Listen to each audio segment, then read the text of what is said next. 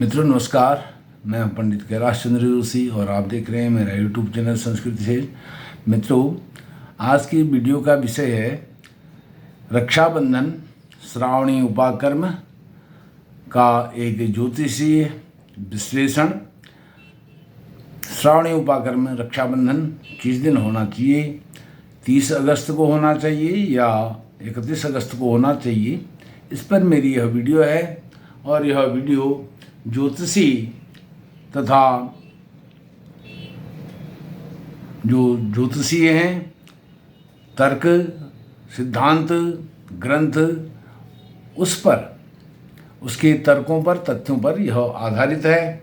और इसके आधारभूत जो ग्रंथ हैं वह ग्रंथ हैं निर्णय सिंधु, धर्म सिंधु, पुरुषार्थ चिंतामणि, काल माधव, जय सिंह कल्पद्रुम और इसके अलावा प्रकाश, मुहूर्त प्रकाश आदि, यह सब ग्रंथों को आधार लेकर के यह सब विश्लेषण है। वैदिक और ज्योतिषीय तर्क तथा तथ्य क्या हैं रक्षाबंधन और श्रावणी को लेकर के? सबसे पहले उस पर बात करता हूँ। जो ज्योतिषीय तथ्य है वह यह कहता है कि अपराह्न व्यापनी पूर्णिमा तिथि में श्रावणी उपाकर्म होना चाहिए। यज्ञोपवीत धारण का कार्य उसमें होना चाहिए, क्योंकि जो अपराह्न व्यापनी अर्थात जो सूर्य नारायण भगवान हैं वह अपने परम उच्च स्थान पर, परम क्षितिज पर तब उपस्थित होते हैं।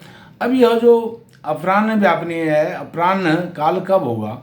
अपराह्न काल जो भी दिनमान है, दिनमान के 5 हिस्से करके, 5 भाग करके, और उसमें जो तीसरा भाग होगा, जहाँ पर तीसरा भाग पूर्ण होगा वह अपराह्न काल आरंभ होगा। उसी समय वह उसको श्रावणी उपाकर्म को आरंभ करना चाहिए। अपराह्न व्यापनी पूर्णिमा तिथि 30 अगस्त की हम बात करें, 30 अगस्त 2023, तो दिनमान को 5 से भाग दिया और एक भाग जो निकलता है वह निकलता है 2 घंटा 32 मिनट और दिनमान निकलता है 12 घंटा 42 मिनट।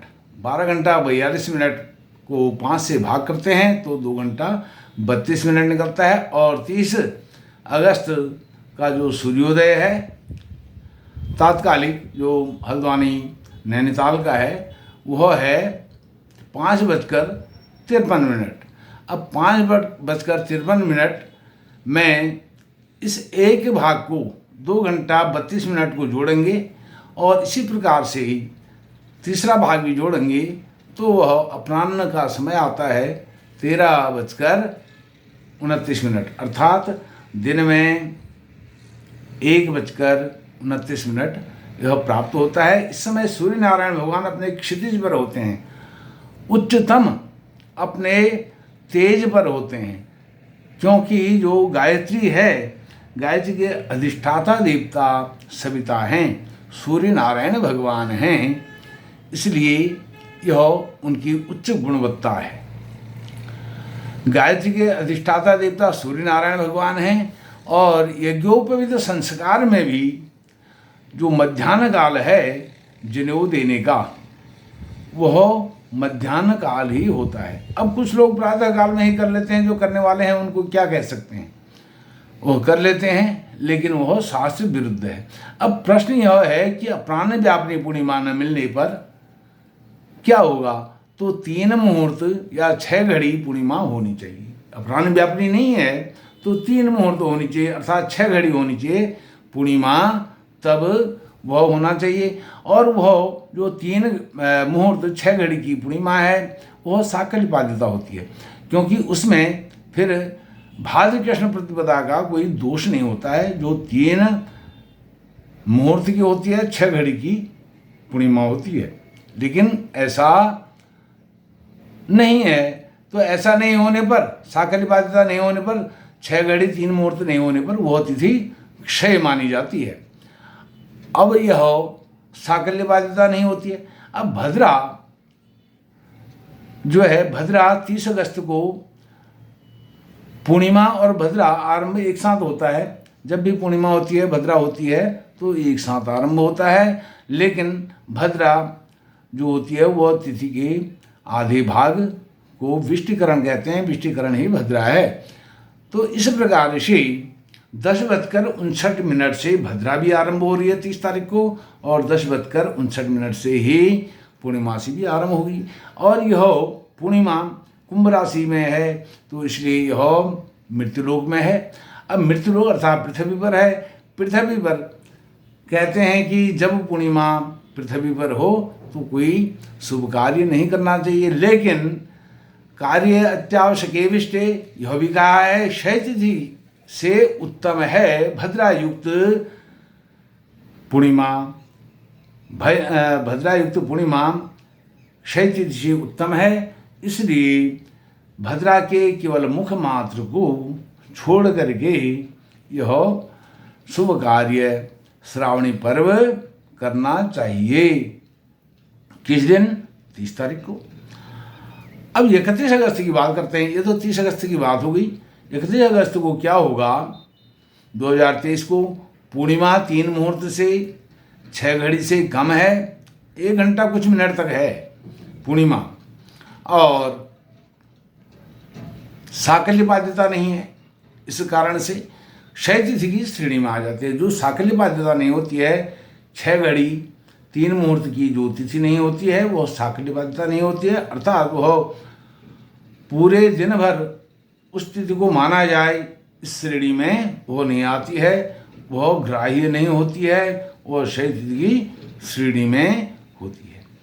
अब क्षय तिथि में श्रावणी उपाकर्म रक्षाबंधन नहीं होता है। क्षय तिथि में कोई भी कार्य, शुभ कार्य, पुण्य कार्य करना शास्त्र के विरुद्ध है। ऐसा ज्योतिष के जो निर्णय ग्रंथ हैं, निर्णय सिंधु, धर्म सिंधु, जय सिंह, कल्पद्रुम और मुहूर्त प्रकाश आदि जो है, काल माधव, मुहूर्त चिंतामणि आदि, इन्होंने उसमें निषेध बताया है।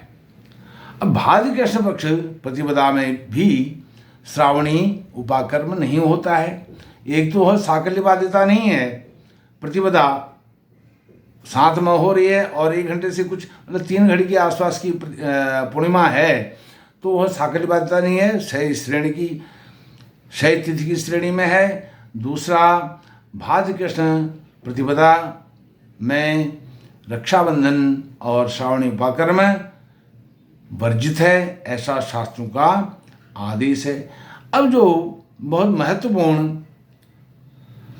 बिंदु है वह यह है, भाद्र कृष्ण प्रतिपदा भी क्षय है, वह भी सूर्योदय को प्राप्त नहीं हो रही है। न तो 31 तारीख को उसको सूर्योदय स्पर्श कर रही है और न ही 1 सितंबर को वह सूर्योदय स्पर्श कर रही है। इसलिए भाद्र कृष्ण पक्ष प्रतिपदा भी क्षय तिथि है, और पूर्णिमा भी 3 मुहूर्त 6 घड़ी न होने के कारण वह भी क्षय तिथि की श्रेणी में है।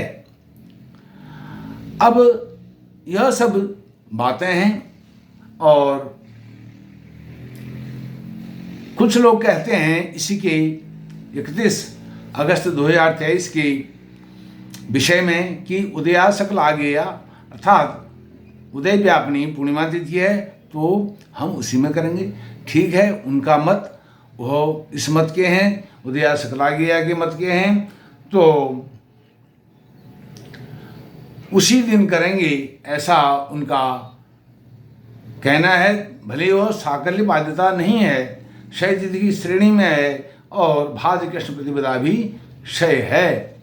अब भाद्र कृष्ण प्रतिपदा भी क्षय है, जो किसी भी प्रकार से निंदनीय है, ग्रहण करने योग्य नहीं है। शास्त्रों में उसकी ग्राह्यता को स्वीकार नहीं किया है। 6 घड़ी 3 मुहूर्त जो साकल्य बाध्यता तिथि होती है, ऐसी तिथि होने पर भाद्र कृष्ण पक्ष प्रतिपदा का दोष नहीं होता है। यदि पूर्णिमा 31 तारीख को 6 घड़ी हो और 3 मुहूर्त हो तो उसको फिर भाद्र कृष्ण प्रतिपदा का दोष नहीं लगता है। वह पूरे दिन पूर्णिमा तिथि के रूप में ग्राह्य होती है, ऐसी शास्त्रों की आज्ञा है। अपराह्न व्यापनी न भी हो, क्योंकि अब जब 3 घड़ी होगी तो अपराह्न व्यापनी होगी नहीं, तो इसलिए वह पूर्ण रूप से अपराह्न व्यापनी के समय में ही भाद्र कृष्ण प्रतिपदा हो और साकल्यपादिता हो तो अपराह्न व्यापनी पूर्णिमा ही मानी जाएगी, क्योंकि वह साकल्यपादिता है। इसलिए अब ज्योतिष के जो मूर्धन्य विद्वान हैं, ज्योतिष के जो शिरोमणि हैं, जो इस पर अपना अधिकार रखते हैं, जो इसके अधिकारी हैं, उनको इस विषय पर गवेषणा करनी चाहिए, अनुसंधान करना चाहिए, रिसर्च करना चाहिए, शोध करना चाहिए। क्योंकि जो लोग जानते हैं ज्योतिष के विषय में, तिथियां कैसे बनती हैं, कैसे क्षय होती हैं, कैसे वह 2-2 दिन एक तिथि हो जाती है, इस प्रकार से सामान्य व्यक्ति इसको नहीं जानता है। यह पुरोहित वर्ग और कर्मकांडी जो ब्राह्मण हैं उनको भी इसके विषय में बड़े जो विद्वान हैं, ज्योतिष शिरोमणि हैं, ज्योतिष के जानकार हैं, उनसे विचार विमर्श करना चाहिए। मित्रों, इस प्रकार से यह मैंने एक अपना छोटा सा विश्लेषण किया है।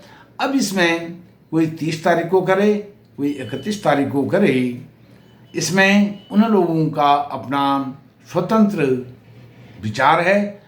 और क्योंकि भारत स्वतंत्र है तो कोई किसी भी दिन त्यौहार को मनाए, उसमें कोई बाध्यता नहीं है। लेकिन जो अधिकांश नहीं 100% जो मेरे अध्ययन में आया है वह आता है 100% 30 अगस्त को ही पूर्णिमा श्रावणी के रूप में ग्रहण करना चाहिए। क्योंकि भले ही भद्रा है, कार्य अत्यावश्यके विष्टे ऐसा कहा गया है मूर्त प्रकाश में, तो उसी दिन ग्रहण करना चाहिए। 30 अगस्त को ही रक्षाबंधन मनाना चाहिए, ऐसा मेरा दृष्टिकोण है, शास्त्रों का दृष्टिकोण है। मेरा दृष्टिकोण कम है, शास्त्रों का अधिक है। जो शास्त्राचार्य ज्योतिषाचार्य लोग हैं उनका ऐसा मानना है। मित्रों, अगली वीडियो भी मैं किसी ज्योतिष के टॉपिक पर बनाऊंगा और आप मेरे चैनल को सब्सक्राइब कीजिए और मेरी वीडियो को लाइक कीजिए और शेयर भी कीजिए। आपका कोटि कोटि धन्यवाद। नमस्कार।